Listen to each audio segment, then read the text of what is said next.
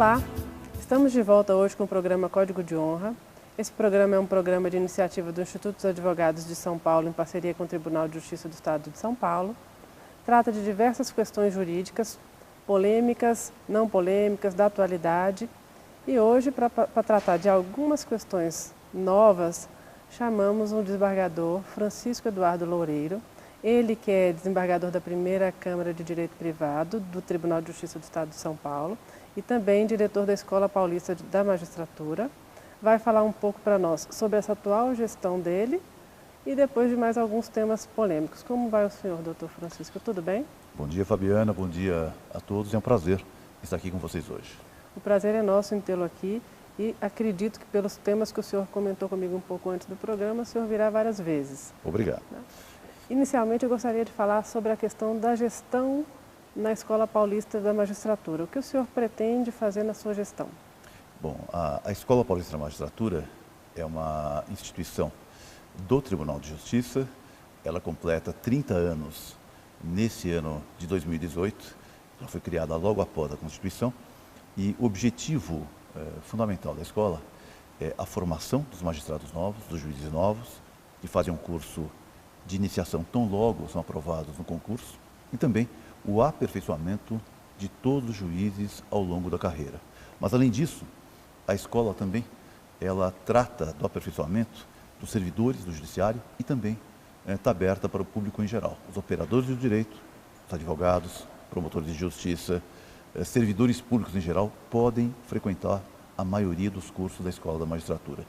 Então, a escola é uma instituição grande.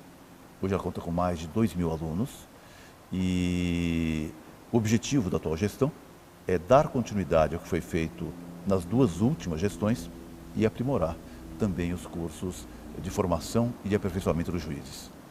Então, que interessante, né? A escola traz formação para o magistrado que acabou de passar no concurso e vai integrar a carreira da magistratura, como também para o público em geral. Exatamente. Os juízes que são aprovados no concurso da magistratura, logo após tomarem posse e antes de assumirem a judicatura nas respectivas comarcas, eles passam por um curso de formação dentro da escola, que normalmente dura um pouco mais de 90 dias. Eles ficam conosco, onde eles têm aulas teóricas, práticas, uma série de atividades simulando julgamentos, começam a dar as primeiras sentenças, participam de audiências ao lado de juízes mais experientes para prepará-los para o exercício da judicatura. Os cursos para os juízes que já estão na magistratura há algum tempo, que tipo de cursos são? Os mais variados. Nós temos cursos exclusivos para juízes, nós chamamos de núcleos, em que os juízes debatem questões do seu dia a dia, nas suas respectivas áreas de conhecimento, por exemplo, direito privado, direito público, direito penal, direito do consumidor. E temos cursos que são cursos abertos não só a juízes, mas também aos demais operadores do direito, em todas as áreas. Normalmente, nós temos cursos simultaneamente acontecendo na escola, 3 ou 4 cursos acontecendo dia a dia na Escola Paulista da Magistratura. Que temas? Vai desde filosofia do direito, até direito civil, até direito penal, até direito público, até métodos de composição, mediação e conciliação, justiça restaurativa. Tudo isso é abordado pela escola e está à disposição dos magistrados e de terceiros em geral. Ou seja, todas as novidades, e isso ajuda com que os operadores do direito e os magistrados consigam se atualizar dos temas mais diversos possíveis, certo? Exatamente, Fabiana. O grande dilema do juiz hoje é dar um número imenso de sentenças e de despachos com uma qualidade boa. E para ter essa habilidade de julgar muito e bem, ele tem que ter um preparo especial. Ele está sempre atualizado. Esse é o objetivo da Escola da Magistratura. Dar ao juiz essa ferramenta, dar ao juiz esse repertório para que ele possa julgar muito e rápido. E como que a escola viabiliza essa preparação e esses cursos para as pessoas que estão no interior? Bom, a escola ela tem cursos presenciais, que são realizados aqui, mas hoje eu diria que 90% dos cursos da escola são transmitidos à distância. Ou seja, é perfeitamente possível que não só os juízes, mas como advogados, como operadores do direito em geral, assistirem os cursos dos seus computadores. Ou seja, eu tenho teletransmissão à distância para o interior ou mesmo para a capital, para aqueles que não podem se deslocar até a sede da Escola da Magistratura. Além disso, a escola tem cursos de pós-graduação, em sentido lato, lato sensu, em que são cursos telepresenciais, em que nós temos a aula expositiva aqui na escola com um grande professor contratado e temos uma classe instalada nos fóruns do interior com um juiz professor dentro da classe, em que antes ou depois da aula ele debate o tema da aula com os alunos presentes nas dependências do fórum. Ou seja, nesse caso o aluno não assiste a aula do seu computador, mas assiste a aula num telão junto com os demais alunos e com o professor contratado pela Escola da Magistratura e que faz debates com eles antes ou depois da aula expositiva. É uma modalidade bem interessante também. Muito legal, até eu estou interessada em assistir alguns cursos. E como são escolhidos os temas desses cursos? Bom, os temas dos cursos são sempre por área de conhecimento. Então, por exemplo, é um curso de curta duração ou de longa duração, pode ser de direito penal, de processo civil, sempre por área de conhecimento. Os professores são escolhidos não só entre magistrados, mas também aqueles que têm atividade docente reconhecida, professores da Universidade de São Paulo, de outras universidades, também comparecem e ministram aulas na Escola da Magistratura. O temário procura ser sempre um temário atualizado. Quais são as questões que afligem o juiz no seu dia a dia? O que ele julga hoje? Esse é o temário preferencial da escola. Muito bacana.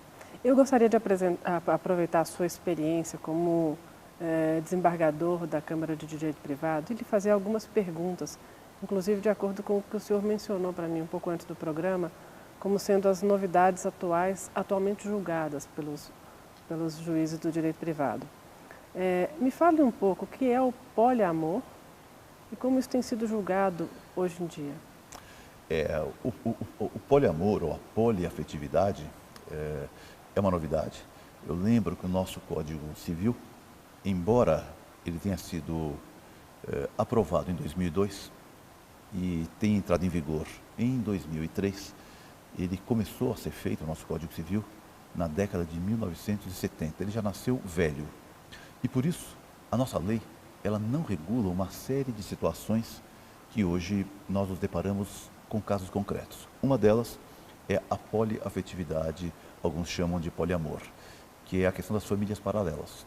Há pessoas que são casadas ou que vivem em união estável, mas que constituem de forma simultânea uma segunda família. Essa segunda família não é clandestina, não é o caso da amante oculta, não. É um caso de uma segunda família que é quase que oficial, ou seja, que a primeira esposa ou a primeira companheira conhece, há uma dinâmica familiar que aceita essa situação. E a pergunta que fica é, como o direito regula esse tipo de caso? Tradicionalmente, se afirma que a segunda esposa, a segunda companheira, ou a amante, a outra, não teria direito algum.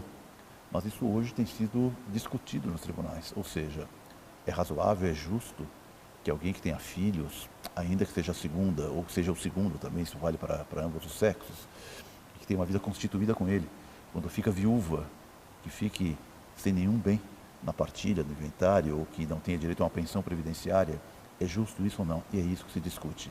Os tribunais ainda resistem a aplicar a questão da poliafetividade, porque um dos princípios que rege a família no direito brasileiro é o princípio da monogamia. Mas, de qualquer modo, os tribunais também estão sensíveis a não deixar essa família paralela, que bem ou mal era consentida, que bem ou mal era uma dinâmica daquela família, no mais absoluto desamparo. É uma preocupação dos tribunais. Então, teria uma família com o casamento, uma família oriunda do casamento e uma família oriunda de uma união estável, por exemplo? Não seria união estável, porque a união estável pressupõe que não haja casamento. Certo. A união só pode constituir união estável a pessoa que não é casada, ou se é casada, está separada de fato do seu cônjuge. Certo. Está separada judicialmente do seu cônjuge. Nesse caso, não. A pessoa continua casada e convivendo com a sua esposa ou com o seu marido e, paralelamente, cria um novo núcleo familiar.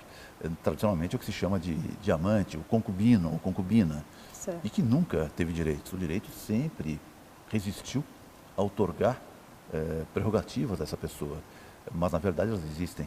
E hoje os tribunais decidem se é razoável, se é justo que essa pessoa fique sem direito algum, em especial o direito previdenciário. A pensão previdenciária após a morte deve ser repartida entre a companheira oficial e a segunda, entre a esposa oficial e a segunda, ou deve ficar só com a esposa oficial. Há precedentes dizendo que deve ser repartida. É uma matéria nova, é uma matéria polêmica, porque de algum modo viola um grande princípio do direito de família, que é o princípio da monogamia. Eu quero explorar um pouco mais essa questão do princípio da monogamia e alguma eventual alteração desse princípio no futuro, mas a gente vai primeiramente para o intervalo e depois a gente volta com essa questão.